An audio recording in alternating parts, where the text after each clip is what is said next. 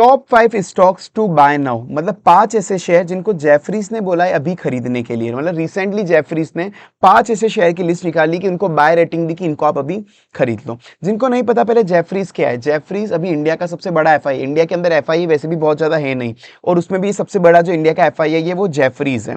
FI मतलब foreign institutional investor, जो global level पे मतलब बाहर के इन्वेस्टर होते हैं, इंडिया के बाहर के, जो ग्लोबल लेवल पे बड़ी बड़ी कंपनीज बड़ी बड़ी कंट्रीज में हर कंट्री के अंदर इन्वेस्टमेंट करते हैं। तो देखो कभी भी एफआईए कुछ बोल रहा है, एफआईए कहीं पे इन्वेस्टमेंट कर रहा है, कहीं पे बाय सेल एडवाइस देता है, तो वो चीज थोड़ी वर्थ होती है रिसर्च करने के लिए। रीजन बिहाइंड इट, ये बहुत बड़े लेवल के इन्वेस्टर है, ये कहीं पे पैसा लगा रहे हैं, कोई रिकमेंडेशन दे रही है, थोड़ी चीज सोच के करते हैं। इनके पास बैक में बहुत बड़ी रिसर्च टीम होती है।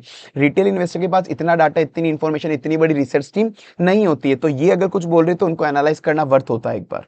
बाकी एट द सेम टाइम कभी भी अगर ये कुछ बोल रहे तो अपन को आंख बंद करके खरीद भी नहीं लेना है कि इन्होंने बोला खरीद लिया। हो सकता है कभी कभार एफआईडीआई आपको फंसाने की कोशिश कर रही हो, वहां से फंसा के निकलने के लिए। तो इसीलिए अपन आज उन शेयर्स को एनालाइज करने वाले, कौन से 5 शेयर है जेफरीज ने जो खरीदने के लिए बोला, क्या पॉजिटिव फैक्टर है उस कंपनीज के अंदर, क्या नेगेटिव फैक्टर है, अपन अच्छे से एनालाइज करेंगे। तो ये मैं again I am clarifying this video just for an educational purpose, ये मेरी तरफ से कोई बाय सेल एडवाइस नहीं है। ये तो जो जेफरीज ने शेयर दिया अपन उसको बाद उसको एनालाइज करने वाले, ताकि आपका दिमाग थोड़ा खुले, आप समझ सकोगे क्या कंपनी में एनालाइज करना चाहिए। अब जेफरीज ने जो भी आपको यहाँ पे 5 शेयर दिए बाय सेल के लिए, वो अलग अलग इंडस्ट्री के सबसे, लाइक वो एआई कंपनी, एआई कंपनीज भी उसमें, सेमीकंडक्टर भी है, डेटा केबल कंपनी भी है, इंफ्रास्ट्रक्चर कंपनी भी है, बैंकिंग कंपनी भी है, हर तरह की कंपनी के उसने कुछ टॉप शेयर्स निकाल के दे दिए। तो आइए सबको एनालाइज करते हैं। इवन क्योंकि आपको पता है अभी Q4 2026 के रिजल्ट भी अनाउंस हो गए Q4 के, तो उन कंपनीज को मतलब जेफरीज ने वो भी एनालाइज करा कि Q4 में 2026 में किसने अच्छा परफॉर्म करा, फ्यूचर पोटेंशियल भी किसकी अच्छी कंपनी की परफॉर्म करने की, ये सारी चीजें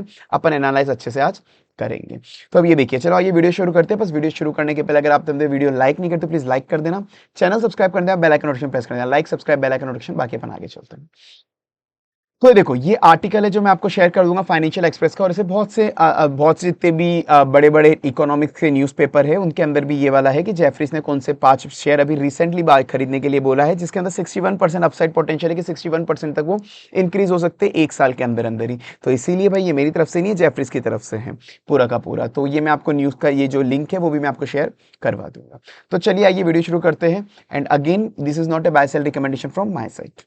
तो पहला शेयर है अपना एल एंड टी कंपनी। देखो अगर जिनको पता है ये इंडिया की भी largest EPC and infrastructure company है, रोड हो गई, ब्रिज हो गए, डैम हो गए, जो भी ईपीसी इंफ्रास्ट्रक्चर होते हैं ये एल बनाता है। तो आपको पता है जो भी डेवलपिंग कंट्री लाइक इंडिया, उनके अंदर इंफ्रास्ट्रक्चर में ही सबसे ज्यादा पैसा खर्च करा जाता है। इंफ्रास्ट्रक्चर हमारी भी की नीड होती है हमेशा डेवलपिंग कंट्री की। तो इवन इंडिया भी कितना ज्यादा पैसा इंफ्रास्ट्रक्चर में खर्च कर रहा है। इवन जो रिसेंट बजट अनाउंस हुआ था उसके अंदर भी सबसे मेजर पोर्शन इंफ्रास्ट्रक्चर को डिवोट करा गया था गवर्नमेंट के थ्रू। तो गवर्नमेंट तो इसलिए जेफरी ने एक चीज देखी है कि भाई इंडिया के अंदर इंफ्रास्ट्रक्चर का बूम अच्छा खासा चल रहा है, तो इस कंपनी को बेनिफिट हो सकता है। गवर्नमेंट के अच्छे खासे order infrastructure, government even private company के इंफ्रास्ट्रक्चर के ऑर्डर एल के पास जाते जाते। इवन ये इंडिया तक सीमित नहीं है, ये कंपनी इवन जो मिडल ईस्ट के इंफ्रास्ट्रक्चर को डेवलपमेंट में भी ये देती है। मतलब मिडल ईस्ट में इसके प्रोजेक्ट चलते हैं, सऊदी में इसके प्रोजेक्ट चलते हैं, साउथ ईस्ट एशिया में चलते हैं, यूरोप में चलते हैं। ये कंपनी के इंफ्रास्ट्रक्चर के प्रोजेक्ट इंडिया के बाहर भी अच्छे लेवल पर चलते हैं है। और एक और चीज, अब इसकी अगर आप ऑर्डर बुक वैल्यू देखोगे तो इसकी order book value 7.4 lakh crore की है। वहीं पे कुछ टाइम पहले इसकी order book value 2.5 lakh crore की थी। तो आप देखो इसकी ऑर्डर बुक वैल्यू किस लेवल पे डबल ट्रिपल हुई है एक तरीके से। तो इसकी ऑर्डर बुक वैल्यू बहुत अच्छी खासी है कि इतनी इसकी सेल तो होनी फिक्स है फ्यूचर टाइम के अंदर, इतने ऑर्डर इसके पास ऑलरेडी पड़े हुए हैं। अब एक और अच्छी चीज ये है कि इंफ्रास्ट्रक्चर के साथ साथ इंफ्रास्ट्रक्चर का बूम तो इसको मिल ही रहा है, साथ में ये कंपनी जितनी भी नई टेक्नोलॉजी उसमें भी इसने इन्वेस्टमेंट का सोच लिया। लाइक इसने अपना एक प्रोजेक्ट चलाया लक्ष्य 2031, जिसके अंदर जितनी भी हाई टेक कंपनी है सबके अंदर मतलब सारे प्रोडक्ट को ये बनाएगी। जैसे अब सेमीकंडक्टर हो गया, उसकी फैब इंडस्ट्रीज वगैरह होती है, तो ये सेमीकंडक्टर में भी इन्वेस्टमेंट कर रही है। डेटा सेंटर होता है, डेटा सेंटर में इन्वेस्टमेंट कर रही है। ग्रीन हाइड्रोजन में भी इन्वेस्टमेंट कर रही है। न्यूक्लियर पावर प्लांट में भी इन्वेस्टमेंट कर रही है। तो न्यूक्लियर पावर प्लांट बनाने के लिए जो भी पूरा मटेरियल मतलब पूरा का पूरा स्ट्रक्चर बनाएगी, साथ में उसके अंदर एक एसएमआर चाहिए होता है, स्मॉल मॉड्यूलर रिएक्टर, ये कंपनी वो भी बनाएगी। ग्रीन हाइड्रोजन के अंदर भी टेक्नोलॉजी के अंदर भी उतर गई। तो ये सारी टेक्नोलॉजी है, फ्यूचर वाली टेक्नोलॉजी है। तो ये कंपनी इंफ्रास्ट्रक्चर बूम के साथ जितनी भी नई टेक्नोलॉजी है वो बूम का बेनिफिट भी इसको मिलने वाला है। तो लॉन्ग टर्म के अंदर इंफ्रास्ट्रक्चर, डिफेंस और ये सारी टेक्नोलॉजी बहुत ज्यादा डेवलप होने वाली है, इसलिए जेफरी ने ये वाली कंपनी शायद चूज करी होगी। पर इसके साथ ही अभी रिसेंटली फाइनेंशियल भी रिलीज हुए, तो फाइनेंशियल में इसकी क्या ग्रोथ हुई है अपन वो भी देखते हैं, और फ्यूचर में क्या ग्रोथ पोटेंशियल है वो भी एक बार चेक कर लेते हैं। जैसे अभी रिसेंटली फाइनेंशियल रिलीज हुए थे Q4 के, तो Q4 के अंदर इसका रेवेन्यू 2% बढ़ा था, ऑर्डर्स इसके 22% से बढ़े थे, और जो नेट प्रॉफिट है वो इसका -3% गया था। पर -3% असली में नहीं है, ये तो एक्चुअली एक one time of balance sheet item, मतलब एक एडजस्टमेंट था जो हुआ था।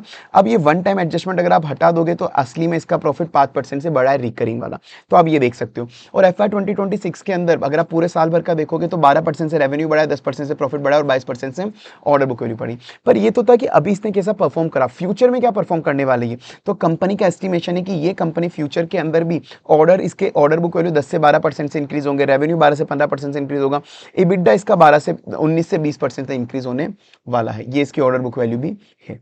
उसके बाद चलते हैं अपन अपनी नेक्स्ट कंपनी में। नेक्स्ट कंपनी अपनी पॉलीकैब इंडिया। पॉलीकैब इंडिया का काम क्या है, ये केबल्स एंड वायर्स बनाती है, इंडिया की leading cable and wire manufacturing company है। साथ में फास्ट मूविंग इलेक्ट्रिकल गुड्स होते हैं, जो इलेक्ट्रिकल स्विचेस वगैरह टाइप के जो गुड्स होते हैं ये वो भी बनाती है।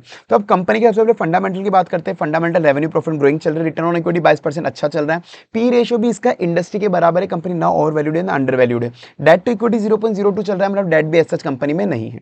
बाकी अब रिमेनिंग फैक्टर जो अपन को इसमें कंसीडर करने चाहिए, कंपनी ने अभी रिसेंट लास्ट एक साल के अंदर 4% का मार्केट शेयर और ज्यादा इंक्रीज करा है अपना पूरे प्रोडक्ट में। तो इसके पास अभी ये इंडिया में डोमिनेट कर रही है मार्केट, 30 से 31% इसके जितने भी केबल वायर वगैरह है इसका मार्केट शेयर अभी इसी के पास है। साथ में कंपनी की जो कैश पोजीशन है वो भी इंक्रीज हुई है। पहले कंपनी के पास 2500 करोड़ का नेट कैश हुआ करता था, अभी कंपनी के पास 4200 करोड़ का नेट कैश हो गया। तो कंपनी की जो कैश पोजीशन है वो भी अच्छे खासे लेवल पर इंक्रीज हुई है। हम मेनली जो केबल एंड वायर को जो बूम मिल रहा है वो केबल एंड वायर से, आई होप मैंने आपने एक सेपरेट वीडियो बनाई थी डाटा सेंटर और एआई की, वो आपने डाटा सेंटर एआई की सेपरेट वीडियो देख ली थी। वहां पे मैंने समझाया था और कंपनी बताई थी कि भाई डाटा सेंटर को बनाने के लिए अगर एआई की जितनी डिमांड बढ़ेगी उतनी ज्यादा डिमांड डेटा सेंटर की बढ़ेगी, और डेटा सेंटर का सबसे बड़ा खर्चा होता है वायर्स एंड केबल्स पे। मतलब डाटा सेंटर जितने ज्यादा बढ़ेंगे, एआई जितनी ज्यादा बढ़ेगी, उतनी केबल्स एंड वायर्स की सप्लाई ये डेटा सेंटर को करेगा। तो सबसे बड़ा बेनिफिट इसको केबल्स एंड वायर को डेटा सेंटर और एआई की वजह से हो रहा है। तो ये प्रॉक्सी स्टॉक होती है, प्रॉक्सी कंपनी है डेटा सेंटर और एआई के रिलेटेड। और बाकी आपको पता ही है जितनी भी केबल्स वगैरह है, वो जितना भी पावर सेक्टर के अंदर बूम आएगा, केबल्स वगैरह की रिक्वायरमेंट बढ़ेगी, डिफेंस इंफ्रास्ट्रक्चर में बूम आएगा, केबल्स और वायर की डिमांड बढ़ेगी, तो इसको इसका बेनिफिट मिल रहा है। बट उसके बाद अपन देखते हैं इस कंपनी का मेन अभी क्या रिसेंट में ग्रोथ हुई है। तो अगर आप इसकी क्वार्टरली ग्रोथ देखोगे 27% रेवेन्यू बढ़ा है, 7% प्रॉफिट बढ़ा है, 13% से EBITDA बढ़ा है। वो ईयरली ग्रोथ देखोगे 29% से रेवेन्यू बढ़ा है, 32% से प्रॉफिट बढ़ा और EBITDA 35% बढ़ा। मतलब कंपनी की एग्जिस्टिंग ग्रोथ बहुत अच्छी खासी है। अब फ्यूचर ग्रोथ जो मैनेजमेंट का कहना है एस्टिमेट वो कितना है, अब मैनेजमेंट का कहना है कि अभी फ्यूचर में हमारी एक्सपेक्टेड ग्रोथ 21% का पैट हमारा इंक्रीज करने का टारगेट रहेगा।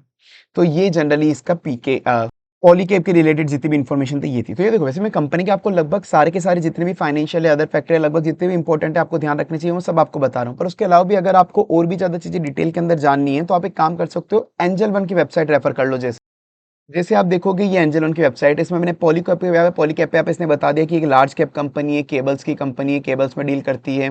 फिर उसके बाद अगर आप यहाँ पे क्लिक करोगे तो केबल्स के जितनी भी बाकी कंपनी जो केबल में डील करती है ये उसके बारे में भी आपको इन्फॉर्मेशन दे देगी, वो भी आप चेक कर सकते हो। कंपनी के फाइनेंशियल फंडामेंटल आप यहाँ पे देख सकते हो। इवन उसके अलावा एक और अच्छी चीज भी है कि देखो यहाँ पे अगर आप लॉग इन करोगे एंजल वन में तो यहाँ पर इन्होंने एक नया फीचर निकाला है आस्क एंजल, जो एक बहुत अच्छी एआई है। जैसे मैंने यहाँ पे लिखा है कि पॉलीकैब और डाटा सेंटर का कोई भी रिलेशन है क्या, तो इसने सब बता दिया। पॉलीकैब मैन्युफैक्चर क्या करता है, वायर केबल करता है, ये प्रोडक्ट बनाता है, तो इसलिए पॉलीफैक्चर जो केबल बनाता है वो एक इसेंशियल पार्ट है इंफ्रास्ट्रक्चर और डाटा सेंटर का, तो ये इसीलिए डेटा सेंटर बूम के अंदर इसको बेनिफिट हो सकता है। तो ये सारी चीजें आपको एआई से आप कुछ भी पूछोगे कंपनी के बारे में, फंडामेंटल वगैरह ये सारी चीजें आपको और बता देगा। तो आप ये देख सकते हो। उसके बाद चलते हैं अपन अपनी नेक्स्ट कंपनी पे। जैसे अपनी नेक्स्ट कंपनी है उसके बाद पीबी फिनटेक। पीबी फिनटेक जिसको आप नाम से जानते हो पॉलिसी बाजार और पैसा बाजार, ये इसकी होल्डिंग कंपनी है और दोनों इसी के अंदर ऑपरेट करती है एक तरीके से। तो पॉलिसी बाजार पैसा बाजार आपको काम है, पॉलिसी बाजार का क्या काम है आपको पता ही है, ऑनलाइन प्लेटफॉर्म है इंश्योरेंस वगैरह अगर आपको कोई भी पॉलिसी लेनी है।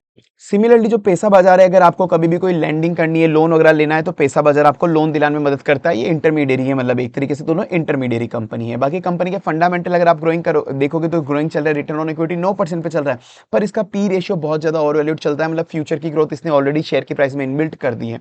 इंडस्ट्री का पी रेशियो चलता है 19, इसका चलता है 110, डेट टू इक्विटी 0.05 है, डेट एसेट्स कंपनी में ज्यादा नहीं है। तो यहाँ पे पी रेशियो इसका बहुत ज्यादा, इसलिए मुझे थोड़ी चीज ये रिस्की लगती है यहाँ पर ये वाली मुझे। अब देखोगे फिर भी अगर आप देखोगे तो जितना भी स्ट्रक्चर मार्केट है इंश्योरेंस वगैरह का, उसका 20% मार्केट पोजीशन इसी के पास है। मतलब जो लोग जनरली, मैं भी ये प्रेफर करता हूँ, कभी भी इंश्योरेंस लेना है तो पॉलिसी बाजार पे जाओ, कंपेयर कर लो और जो सही लग रहा है वो ले लो। जनरली आजकल लोग बाग ऑनलाइन ज्यादा उतर चुके हैं इन चीजों के लिए, और अभी भी इसके पास ह्यूज अपॉर्चुनिटी है, क्योंकि जितनी भी बाकी कंपनी अदर बाकी कंट्रीज है उनके कंपैरिजन में इंडिया की पॉपुलेशन ज़्यादा है, फिर भी इंडिया के अंदर अभी मोस्ट ऑफ द पीपल के पास इंश्योरेंस नहीं है। तो धीरे धीरे से इंश्योरेंस की अवेयरनेस बढ़ेगी तो इस कंपनी को बेनिफिट हो सकता है, ये वाली चीज़ें। कंपनी इतने टाइम से एक नेसेंट प्रॉफिटेबिलिटी, मतलब एक ओके ओके डिसेंट प्रॉफिटेबिलिटी में चल रही थी, इतना नहीं था, पर अभी रिसेंटली कंपनी अच्छे खासे प्रॉफिट में आई है 353 करोड़ के। और इवन इसका कहना है कि ये FY 2027 तक 1000 करोड़ के प्रॉफिटेबिलिटी में भी आ जाएगी। साथ में ये जो कंपनी है पॉलिसी बाजार, पैसा बाजार के साथ अपने स्टॉक ब्रोकिंग जो होते हैं, जैसे stock broking company like angel one and all, तो ये भी स्टॉक ब्रोकिंग के लाइसेंस के लिए भी अप्लाई करने वाली है। तो ये स्टॉक ब्रोकिंग में भी उतरने वाली है। बाकी अगर आप इसके अभी की और फाइनेंशियल देखोगे, इसका ग्रोथ मेनली कहां से हुई है, तो आप देखोगे इसका मेन 44% की ग्रोथ हुई है, इंश्योरेंस प्रीमियम इंक्रीज हुआ है उससे, मतलब इंश्योरेंस प्रीमियम का revenue. Health and term insurance इसने 67% से इंक्रीज करा है। तो कंपनी की मेन ग्रोथ इनकी यहाँ से हुई है, इंश्योरेंस प्रीमियम और हेल्थ और टर्म इंश्योरेंस। बाकी कंपनी के और अगर फंडामेंटल देखोगे, टोटल इनकम ईयरली इसकी 33% बढ़ी है, प्रॉफिट इसका 90% से बढ़ा है ईयरली, और वही इसका क्वार्टरली इतना इतना इंक्रीज हुआ है।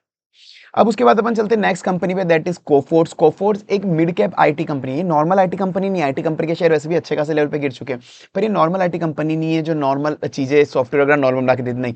इसलिए एक इंडस्ट्री स्पेसिफिक सॉफ्टवेयर बनाती है। जैसे इन्हें 3 इंडस्ट्री पकड़ी हुई है mainly, insurance company, banking company और ट्रैवल कंपनी। ये इनको सॉफ्टवेयर बना के देती है और उसको ना फिक्स बिलिंग मोड पे चलती है। 2 मोड चलते हैं इसके, एक तो फिक्स बिलिंग, कि जनरली आईटी कंपनी को नुकसान क्यों हुआ था, आईटी कंपनी को नुकसान इसलिए हुआ था क्योंकि सामने वाला, अब आईटी कंपनी बिलिंग करती है आवरली बेसिस पे, कि भाई अगर मेरे को लेट से कि अगर मैं इन्फोसिस के पास गया, इन्फोसिस को बोला मेरे को मेरी वेबसाइट बनवानी है, तो इन्फोसिस बोलेगा कि 50 घंटे लगते हैं वेबसाइट बनाने में, 50 घंटे के हिसाब से 5000 रुपए देख लो।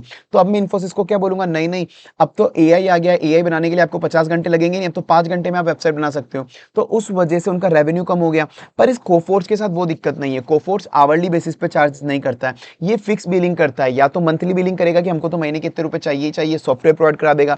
लाइक बैंक को ये बहुत सारे बड़े बड़े सॉफ्टवेयर, जितने बड़े बड़े बैंक इवन इंडिया के बाहर के भी, उनको भी बैंकिंग सॉफ्टवेयर यही प्रोवाइड करता है। तो या तो वन टाइम चार्ज कर लिया, या मंथली बेसिस, ईयरली बेसिस पर सब्सक्रिप्शन चार्ज कर लेता है। तो इसको फायदा क्या हो रहा है, एआई आने की वजह से इसको नुकसान नहीं हुआ, इसको फायदा हुआ है, क्योंकि ये क्या करता है, सॉफ्टवेयर बनाने के लिए एआई की मदद ले लेता है। तो इसने तो सॉफ्टवेयर फटाफट बना दिया कॉस्ट इफिशिएंट तरीके से, और सामने वालों से अभी उतने ही रुपए ये चार्ज कर रहा है। तो एआई की वजह से इसका मार्जिन अभी अच्छा खासा इंक्रीज हुआ है। इसकी ऑर्डर बुक वैल्यू भी देखोगे तो 1.75 बिलियन यूएसडी तक पहुंच चुकी है, जो लास्ट 12 महीने के कंपेरिजन में इस 16 ईयर का ग्रोथ हुआ है इसका।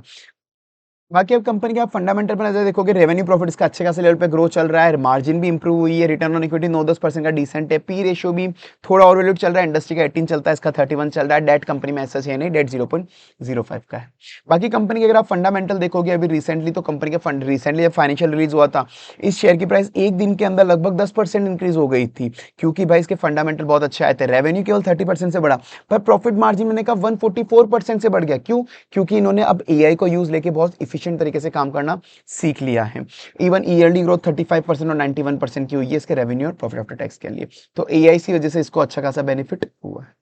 अब एक अपन आखिरी शेयर एक और देख कर लेते हैं, पर उसके पहले आई होप आपने वीडियो लाइक कर दी होगी, चैनल सब्सक्राइब कर दिया अगर आपको वीडियो अच्छी लग रही होगी तो। बाकी अपन आगे चलते हैं, बाकी एनालिसिस में मेहनत लगती है, तो लाइक सब्सक्राइब तो आप कर ही देना, और सब्सक्राइब में ऑल नोटिफिकेशन का बटन आप प्रेस कर देना, ताकि आने वाली वीडियोस आपको इंस्टेंटली मिलती रहे। अब नेक्स्ट कंपनी अपनी आखिरी है पीएनबी बैंक। पीएनबी एक पीएसयू बैंक है, आपको पता है। ये कंपनी के फंडामेंटल अच्छे खासे लेवल पे ग्रोइंग चल रहे हैं, रिटर्न ऑन इक्विटी 12%, और ये एक बैंक है भी जो अंडर वैल्यूड चल रहा है। इंडस्ट्री का पी रेशियो 12 चलता है, तो ये पीएसयू बैंक अच्छे खासे ग्रोथ में होने के बाद भी अभी अंडर वैल्यूड चल रहा है। इसका पी रेशियो 6 चल रहा है, मतलब लगभग 50% पे चल रहा है। कंपनी के अगर अदर फैक्टर देखोगे ग्रोथ के, तो ये ग्रोथ में एक तो एक इसने असेट की क्वालिटी इंप्रूव करी है। जितने भी एनपी होते हैं, ग्रोस एनपी, एनपी मतलब सॉरी नॉन परफॉर्मिंग असेट, कि जो भी इन्होंने पहले लोन दिया था, तो आधी बार बैंक वालों को लोन रीपे नहीं करते कस्टमर, तो अब इन्होंने वो लोन की रिकवरी रेट अपनी बढ़ा दी है। पहले इनके एनपी होते थे 3.95%, उसको रिड्यूस करके 2.95% कर दिया। जो ग्लोबल बिजनेस है इंटरनेशनल वाला, ग्लोबल बिजनेस के अंदर इन्होंने 10% की ईयर ऑन ईयर ग्रोथ हुई है। और जो साथ में इनकी टोटल एडवांसेस की जो ग्रोथ हुई है, मतलब कि इन्होंने कितना एडवांस इन्होंने लोगों को दिया है, इनका बैंक का काम ही होता है ना एडवांस देना, उसकी 12% से ग्रोथ हुई है। जो लोगों से डिपॉजिट लिया है, डिपॉजिट लेने की 9% से ग्रोथ हुई है। तो मतलब इनकी ग्रोथ भी अच्छे खासे लेवल पे चल रही है पीएनबी बैंक की, और इसने अपने असेट की क्वालिटी भी इंप्रूव कर दी। तो जितनी भी इंफ्रास्ट्रक्चर कंपनी है या कोई भी कंपनी, जितना भी बाकी सेक्टर अगर ग्रो होंगे, तो बाकी सेक्टर को ग्रो होने के लिए हमेशा लोन की रिक्वायरमेंट पड़ती है। तो हमेशा बैंकिंग सेक्टर को उन्हीं से बेनिफिट मिलता है कि अगर बाकी जगह मतलब बाकी इंडस्ट्री अगर ग्रो हो रही है। बाकी कंपनी के अपन फंडामेंटल देखेंगे, तो अभी इसका पैट रिकॉर्ड आई है, हाईएस्ट प्रॉफिट आफ्टर टैक्स इसने अचीव करा है। 6% से इसकी इनकम बढ़ी नहीं और 9% से इसका ऑपरेटिंग प्रॉफिट बढ़ा है।